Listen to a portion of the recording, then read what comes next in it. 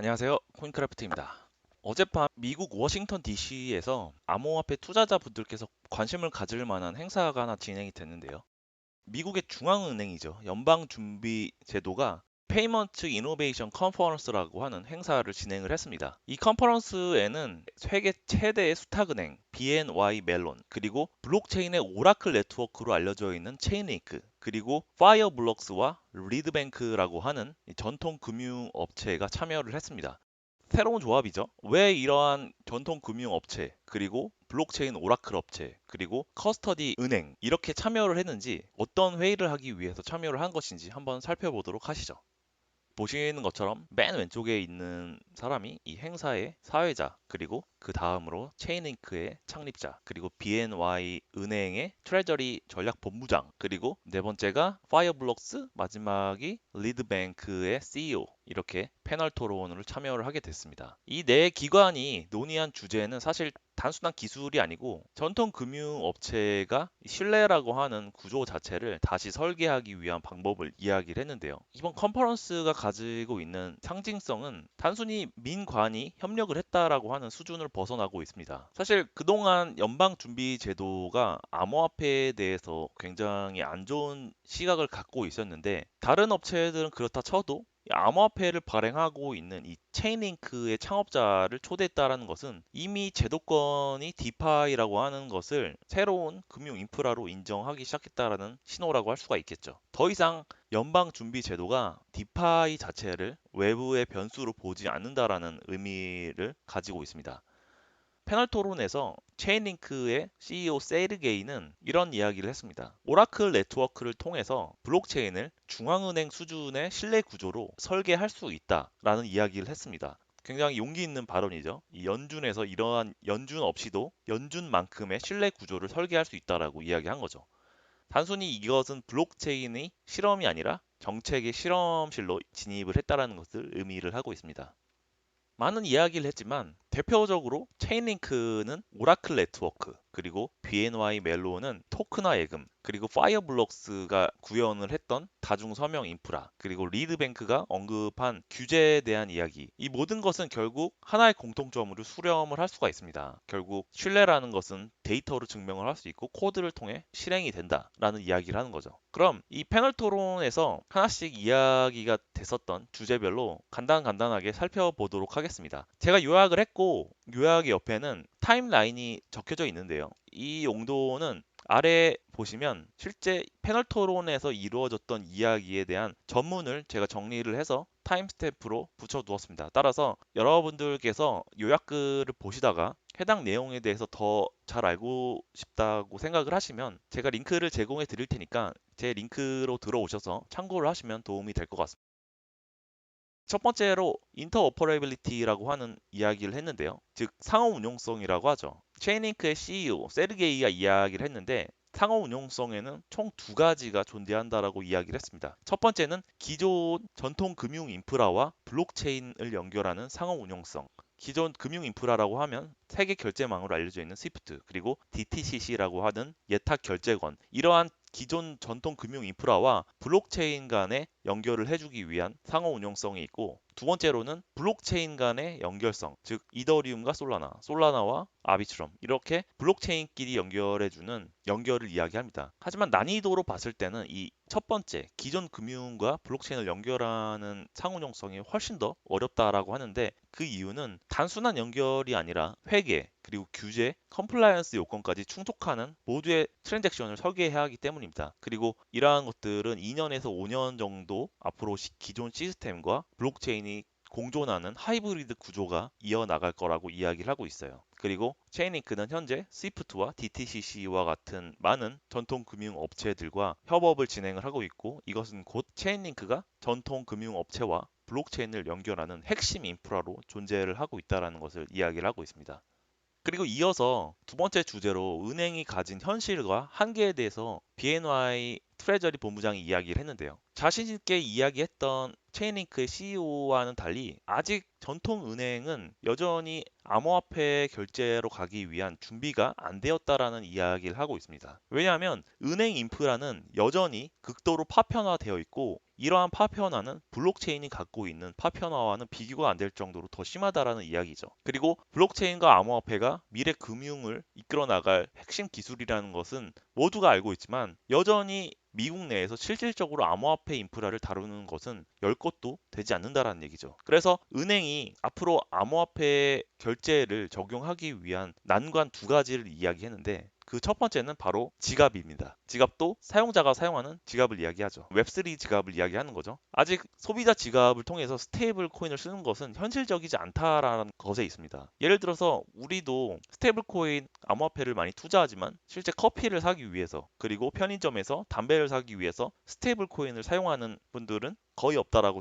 생각을 하죠. 심지어 암호화폐를 투자하는 저조차도 아직 실생활에서 스테이블 코인이나 암호화폐를 사용하고 있지는 않아요. 이러한 이야기를 하는 것이라고 할 수가 있죠. 그리고 이 인프라 쪽에서는 많은 진전이 이루어졌고 실제 적용은 인프라 레벨에서 먼저 온다라는 것을 이야기해주고 있죠. 인프라라고 하는 것은 이 송금이나 보관 그리고 온 온프램프 그리고 더 나아가서 오라클이나 이 스위프트 같은 이런 인프라를 이야기하는 거죠. 따라서 이 페드나우나 스위프트와 같은 기존 결제망이 은행에서는 이미 사용이 되고 있고 이러한 것들을 암호화폐가 대체를 하기 위해서는 비용이나 속도와 같은 것보다 실질적으로 소비자에게 어떠한 도움을 주는 것이 있는가를 사용자에게 알려주는 것이 훨씬 더 중요하다라는 것을 이야기를 하고 있습니다. 그리고 세 번째 주제는 규제와 결제 시스템 간의 기술적인 간극인데요. 암호화폐, 즉 블록체인에는 결제 최종성이라고 하는 개념이 있습니다. 이 이야기는 블록체인의 불가역적인 특징을 이야기하는 것인데요. 한번 블록체인에 기록된 기록은 그 어떤 일이 있어도 되돌릴 수 없다라는 이야기예요. 하지만 현실 세계에서는 되돌릴 수 있음이라고 하는 기능이 반드시 필요하죠. 왜냐하면 내가 결제를 했을 때 이 결제를 취소하거나 환불을 하기 위해서 되돌릴 수 있어야 되는데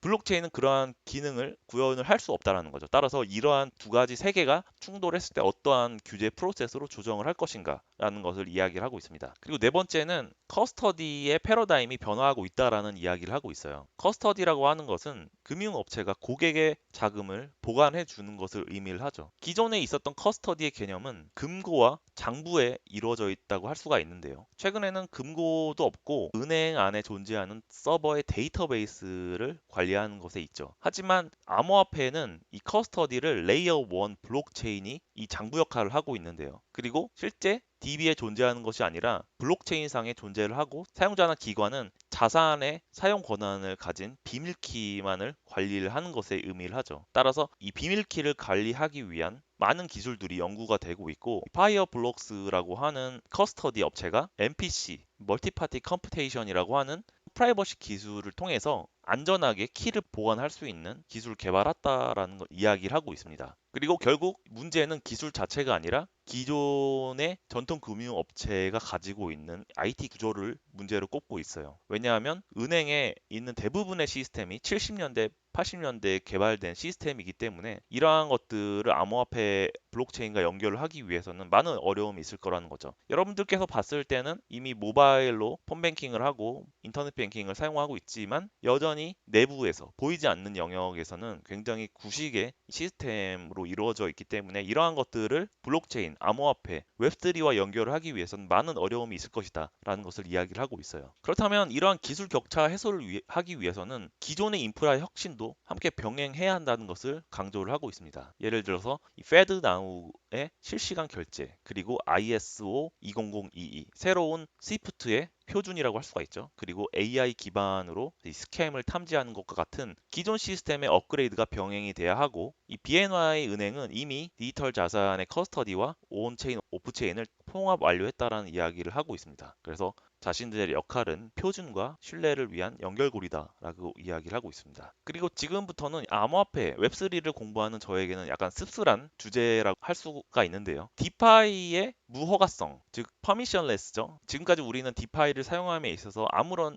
제약 없이 웹3 지갑만 있다면 누구나 다 사용할 수가 있었습니다. 하지만 이러한 것을 기존 전통 금융기관에서는 좋아하지 않는 모습을 보였어요. 행사 자체가 은행의 은행이라고 알려져 있는 연방준비제도, 즉 중앙은행이 주최하는 행사이고 전통 금융기관 입장에서는 암호화폐나 웹3를 그렇게 달갑게 보지는 않을 거란 말이죠. 그렇기 때문에 이러한 이야기를 하는 건데 파이어블록스라고 하는 업체가 이 퍼미션드 디파이, 즉 허가형 디파이 레이어를 별도로 설계 중이라고 이야기를 하고 있습니다. 즉 기관용 화이트리스트 기반의 그리고 KYC가 된 디파이를 이야기하는 거죠. 그리고 가장 중요한 게 온체인 신원이다. 이건 무슨 말이냐면 블록체인은 특징이 익명성이죠. 누가 누군지 알 수 없게 자유롭게 거래를 하기 위한 게 이 블록체인의 가장 큰 특징이라고 할 수 있는데 최근 들어서 미 국무부나 여러 국가에서 이 주요 기관들에서 관리하고 있는 블록체인 주소를 관리를 하고 있어요. 그래서 이 주소가 범죄 이용에 됐다라고 판단이 되면 그